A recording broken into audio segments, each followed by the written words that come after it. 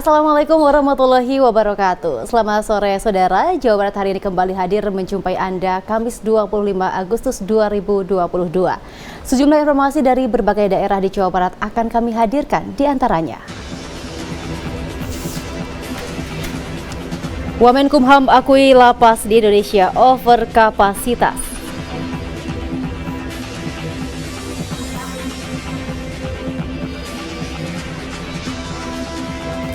Polresta Bandung ungkap niaga tabung gas subsidi ilegal di Kabupaten Bandung.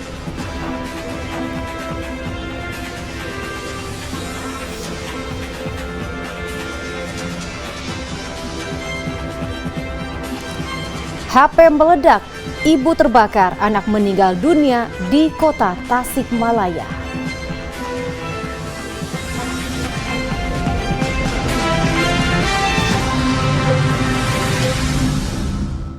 Dan selain ketiga berita utama tadi, kami juga akan menghadirkan informasi lainnya. Bersama saya Ayu Wulandari, kini kita jelang informasi yang pertama.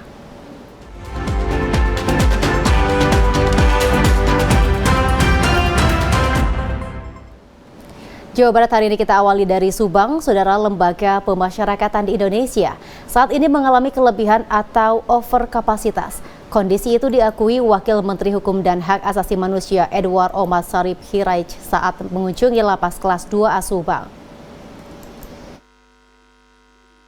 Wamenkumham Edward Omar Sharif Hiraij menanggapi terkait overkapasitas warga binaan di lapas di Indonesia. Menurut Wamenkumham, overkapasitas di lapas Indonesia tersebut merupakan tanggung jawab bersama dengan Kemenkumham. Namun langkah yang akan dilakukan pihak Kemenkumham akan menunggu disahkannya Undang-Undang Nomor 22 Tahun 2022 tentang lembaga pemasyarakatan yang isinya ada pemberian remisi dan bebas bersyarat. Artinya tidak ada lagi diskriminasi pemberian remisi yang menjadi hak warga binaan, sehingga diharapkan tidak ada lagi lapas yang overkapasitas.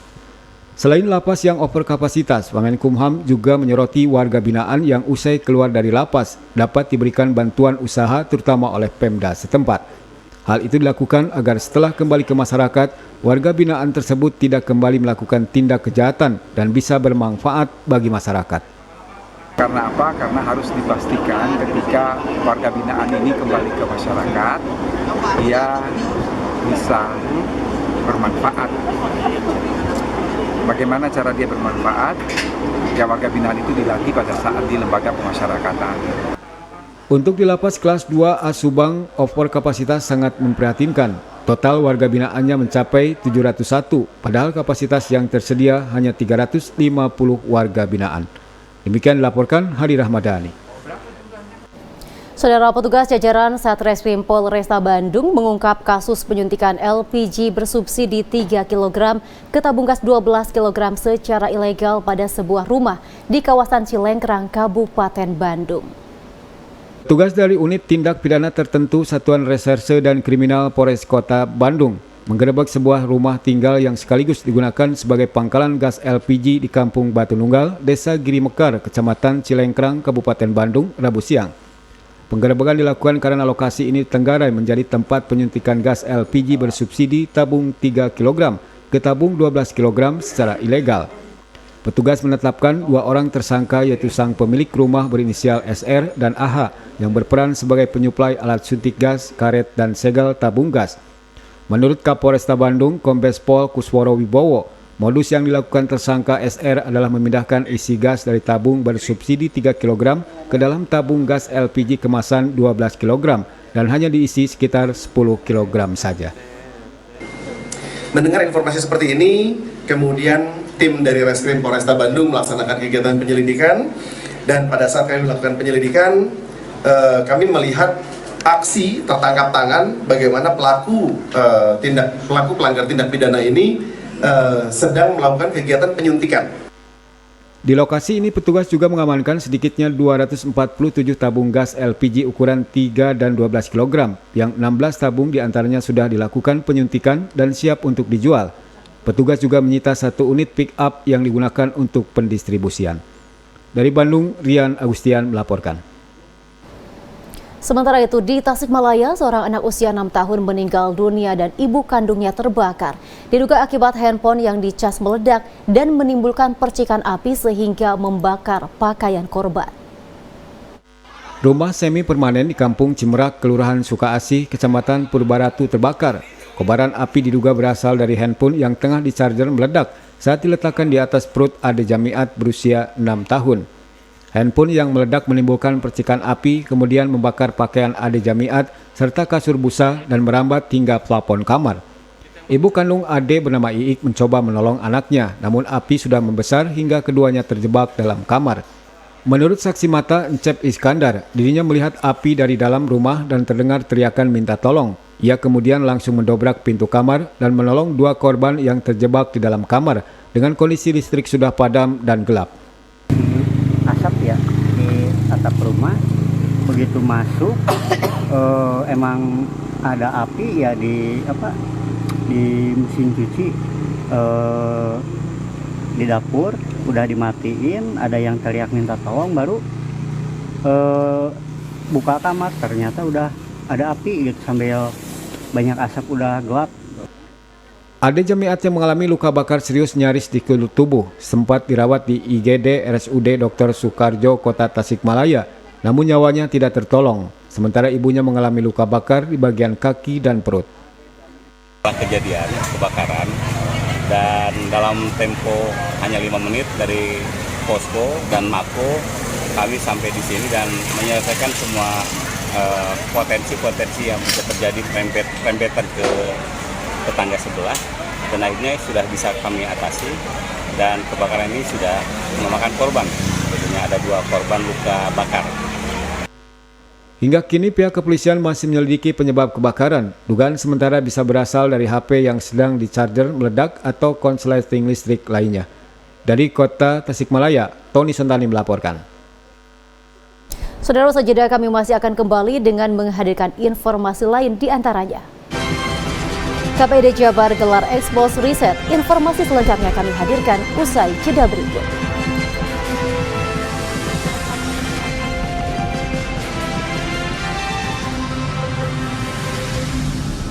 Universitas Komputer Indonesia Unikom Bandung, kampus juara dengan berbagai penghargaan internasional dan nasional. Juara dunia ICT 2019, World Steel Competition Kazan, Rusia, 9 tahun. Juara dunia kontes robot internasional Amerika Serikat, 2 juara ASEAN ICT Awards, AICTA 2021, juara Asia Pasifik ICT Awards, APICTA 2021. Kampus dengan akreditasi unggul. Daftarkan diri Anda segera.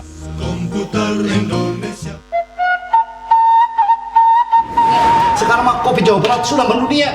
Wish, kira-kira kalau ngejualnya itu bisa langsung apa gimana? Nggak bisa, Kang. Kalau kita mau ngirim kopi ke luar negeri mah nggak kayak jualan bala-bala tuh. Main jual-jual aja. Harus ada sertifikasinya, harus ada uji mutunya. Baru kita bisa kirim kopi ke luar negeri. Kalau uji mutu kopi itu adanya di BPSME Agro Bandung, Kang. Lu aya di Cinunuk. Cinunuk, ya saya pernah lewat. Oh iya, di situ. Ayo mah buat ekspor. Ya benar-benar. Kan? Siap lah. Oke, gaskeun, Bro. Kopi juara, Jabar juara.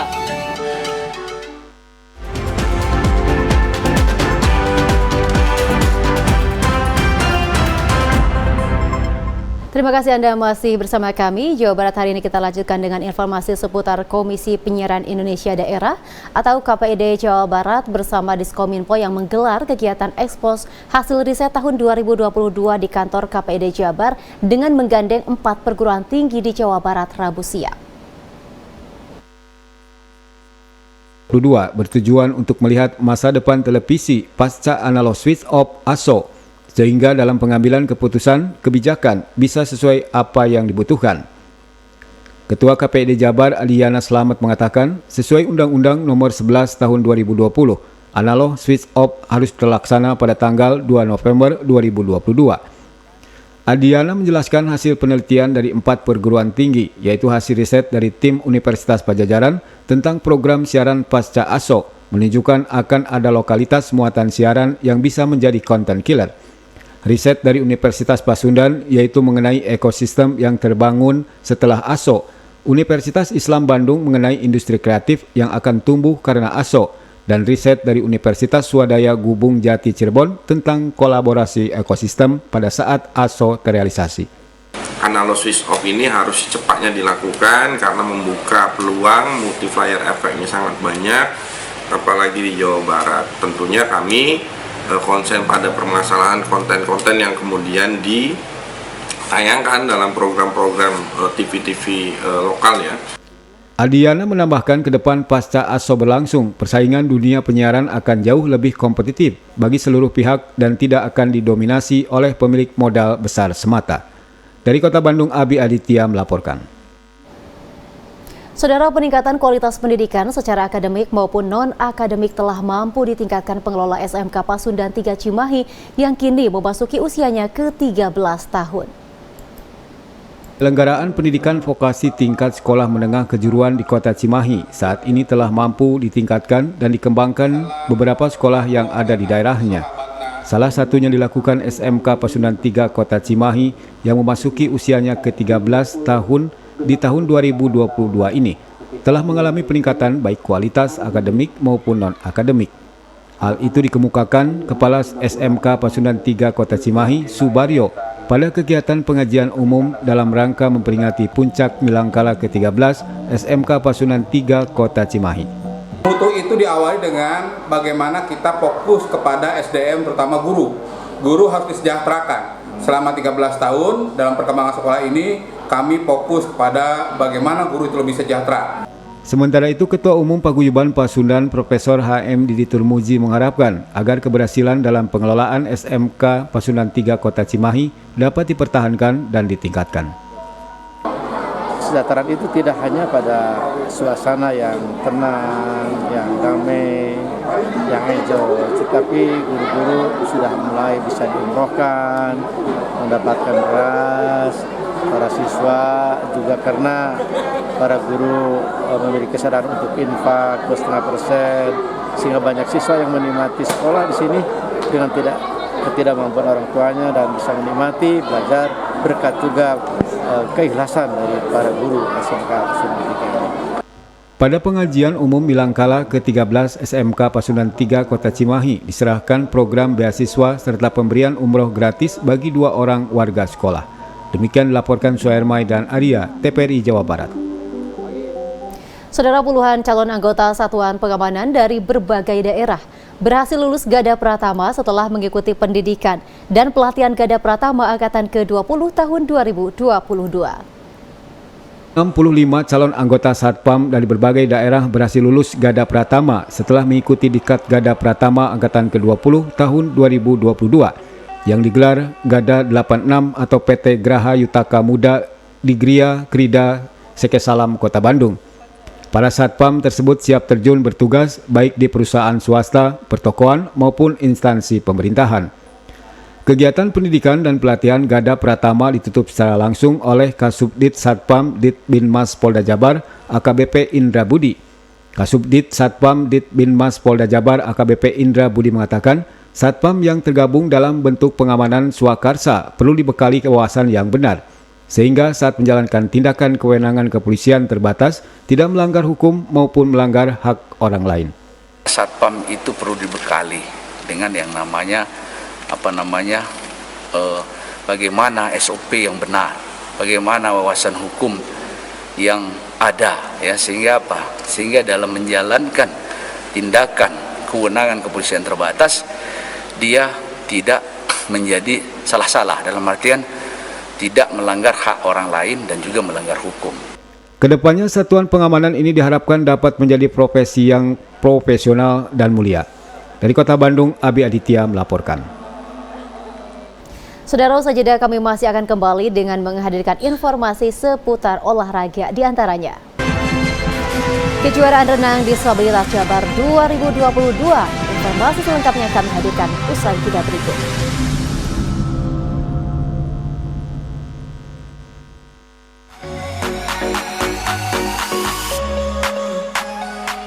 Enam dekade TVRI menjadi bagian dari sejarah penyiaran di tanah air.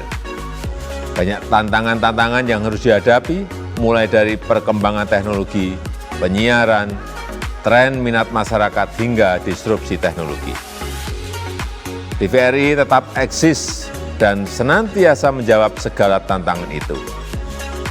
Selamat ulang tahun ke-60 TVRI, teruslah menjadi lembaga penyiaran yang mengedepankan kepentingan publik serta menguatkan kesatuan dan keberagaman bangsa.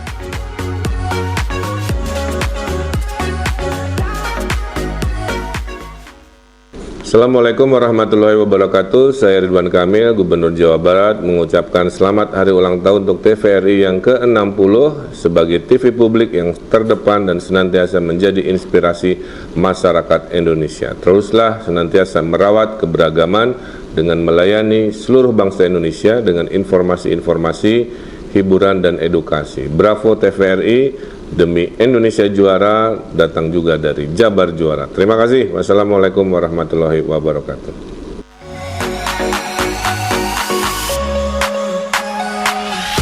Selamat ulang tahun ke-60 TVRI. TVRI akan terus bergerak maju menghadapi persaingan di era digital, serta memberikan kontribusi dalam mewujudkan visi dan misi sebagai lembaga penyiaran publik. 60 tahun TVRI terus merawat negeri.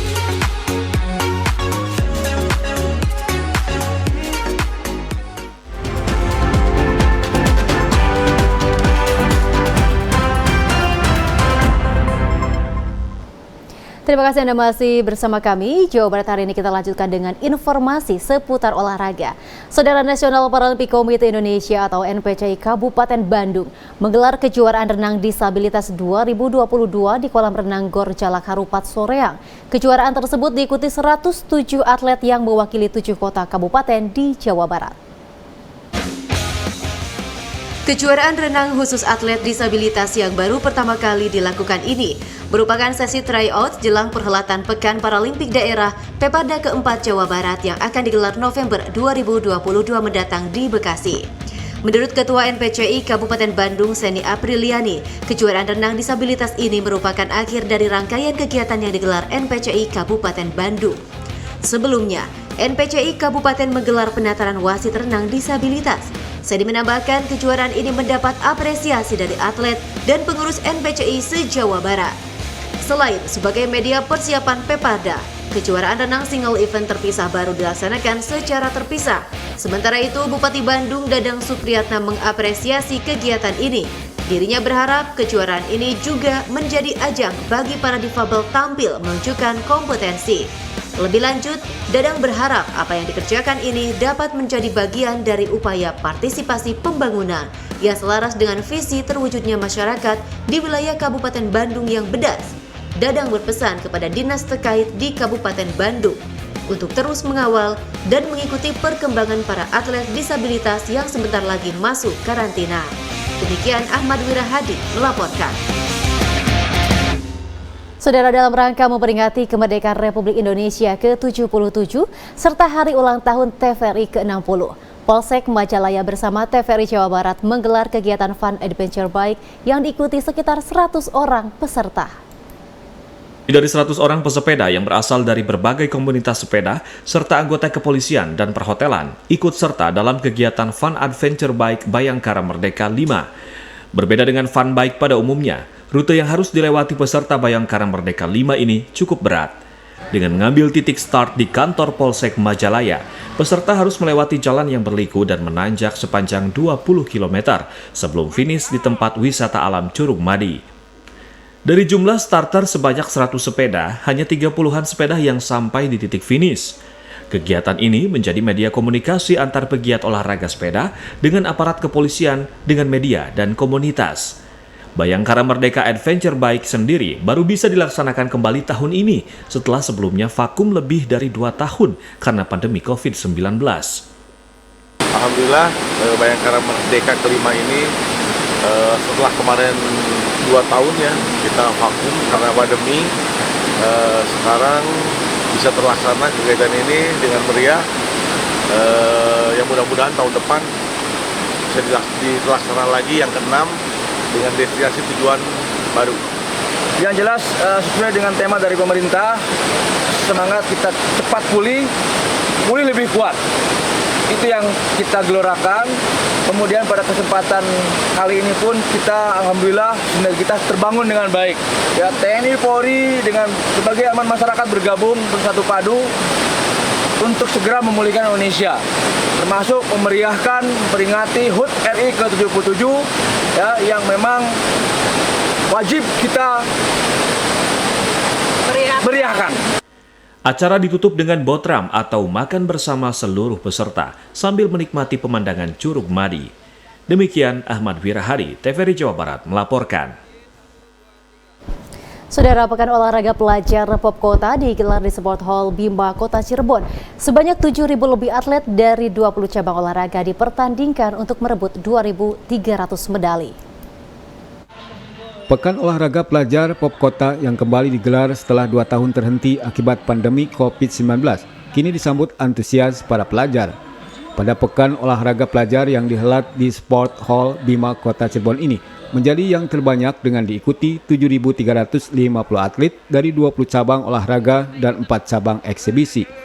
Kegiatan olahraga tahunan yang digelar Dinas Pemuda dan Olahraga dan Dinas Pendidikan Kota Cirebon ini untuk penjaring bibit atlet berprestasi masa depan dari semua cabang olahraga yang dipertandingkan.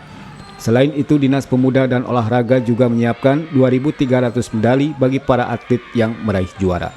Pertama, saya mengapresiasi Dispora, Dinas Pendidikan, dan harapan kami bisa mempawai tentu dengan adanya Pop Kota ini bisa mencetak atlet-atlet masa depan. Itu semuanya cabur 24. Sehingga kenapa 4 eksibisi? Karena cabur ini yang memang baru awal mengikuti Pop Kota. Diharapkan semuanya cabur olahraga itu bisa aktif, semuanya ada atletnya, pelatihnya juga, sehingga target kita di tahun depan mungkin lebih dari 20 cabur. Kira-kira seperti itu. Pekan Olahraga Pelajar digelar hingga 8 September 2022 dan diharapkan lahir atlet berprestasi bermental juara yang bisa mewakili Kota Cirebon untuk Popwil dan Porda mendatang. Dari Cirebon, Makmur Hamdalah melaporkan. Saudara, informasi menarik lainnya masih akan kami hadirkan untuk Anda, di antaranya ratusan warga ramaikan tradisi tahunan. Sesaat lagi.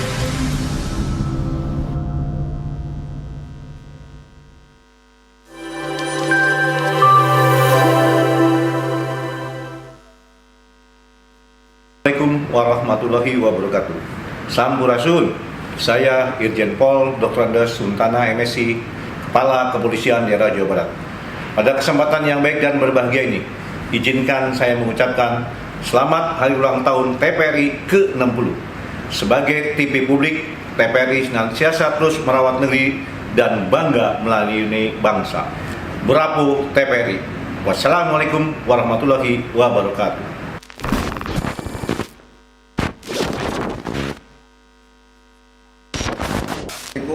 Warahmatullahi wabarakatuh. Saya Mayor Jenderal TNI Dr. Imam Santoso, Komandan Pusat Kejahatan Armet Angkatan Darat, mengucapkan selamat ulang tahun kepada TPRI ke-60. Semoga TPRI tetap jaya berkontribusi pada masyarakat dan memberikan ide-ide yang inovatif pada bangsa dan negara yang kita cintai bersama. Bravo TPRI. Assalamualaikum warahmatullahi wabarakatuh. Atas nama keluarga besar Paguyuban Pasundan, saya mengucapkan selamat hari ulang tahun TPRI yang ke-60. Semoga TPRI tetap menjadi sebuah kekuatan dalam merawat negeri yang kita cintai ini, negeri yang damai, negeri yang aman, negeri yang tentram, dan negeri yang sejahtera. Dirgahayu Televisi Republik Indonesia. Assalamualaikum warahmatullahi wabarakatuh.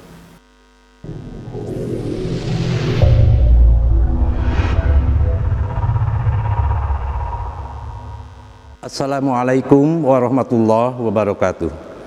Universitas Terbuka dan TPRI akan selalu bersinergi dalam mencerdaskan bangsa sehingga terwujud Indonesia dengan sumber daya manusia yang terampil berkualitas dunia.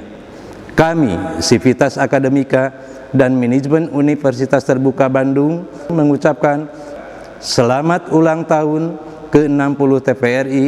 Semoga acaranya bisa memberikan tontonan sekaligus tuntunan bagi seluruh masyarakat. Wassalamualaikum warahmatullahi wabarakatuh.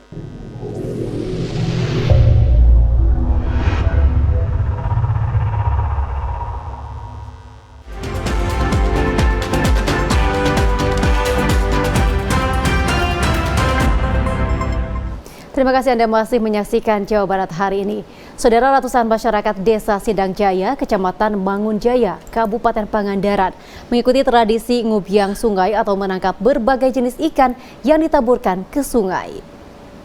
Kepala Desa Sindang Jaya Asep Roni mengatakan tradisi ngubyang sungai merupakan tradisi sejak dulu yang selalu digelar 1 tahun sekali.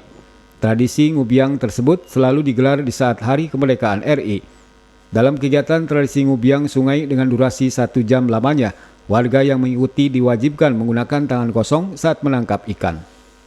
Ini kegiatan yang diselenggarakan pemerintah desa bersama dengan panitia Hari Besar Nasional yang di dalamnya ada Karang Taruna, ada LPM, dan stakeholder dari pemerintah desa. Untuk menggelar tradisi ngubyang sungai yang digelar setahun sekali tersebut, kuintalan jenis ikan ditaburkan ke sungai yang selanjutnya ditangkap oleh warga masyarakat. Dari Pangandaran, Entang Saipur Rahman melaporkan. Sementara itu, berbekal swadaya yang kuat, ratusan warga Sebatahun dengan gelar wayang golek semalam suntuk. Warga pun berduyun-duyun sajikan berbagai hasil bumi untuk saling mencicipi. Bunyi lesung dan tabuhan gendang bertalu-talu mengundang ratusan warga Dusun Babakan Ciande, Sidamukti, Kecamatan Majalengka Kota, Kabupaten Majalengka dalam tradisi tahunan. Sebatahun sekaligus menyambut Tahun Baru Islam di desa ini cukup unik, yaitu ratusan warga membawa hasil bumi siap saji dalam pertemuan di balai kampung setempat. Selain hidangan siap saji, beberapa hasil bumi seperti nangka, pisang, mangga, dan berbagai hasil bumi lainnya terpajang untuk masyarakat. Sebelum mencicipi masakan yang mereka bawa masing-masing, pemuka agama setempat Haji Karnita memimpin jalannya doa bersama untuk keberkahan dan keselamatan warga. Ya, ini sebagai bentuk rasa syukur kami gitu ya sebagai masyarakat. Setiap tahun ya selalu diadakan hajat seperti ini. Rasa syukur agar berharap pemulihan ekonomi secara nasional cepat kembali dalam visi misi Indonesia, yaitu pulih lebih cepat, bangkit lebih kuat. Tradisi Sebatahun yang telah dipelihara puluhan tahun lamanya ini juga mengisi rangkaian HUT RI ke-77. Dari Majalengka, Edwardus Pendi melaporkan. Saudara, berikut kita simak perakiraan cuaca yang kami terima dari BMKG.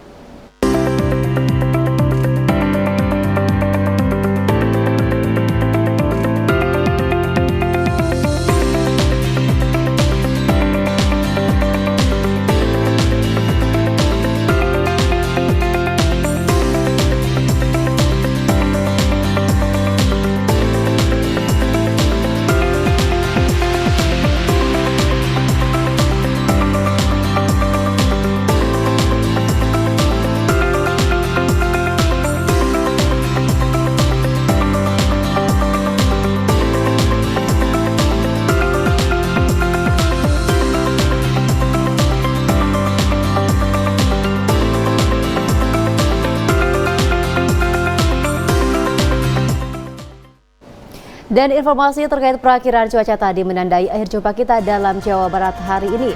Terima kasih atas perhatian dan kebersamaan Anda. Selamat sore. Wassalamualaikum warahmatullahi wabarakatuh. Sampai jumpa.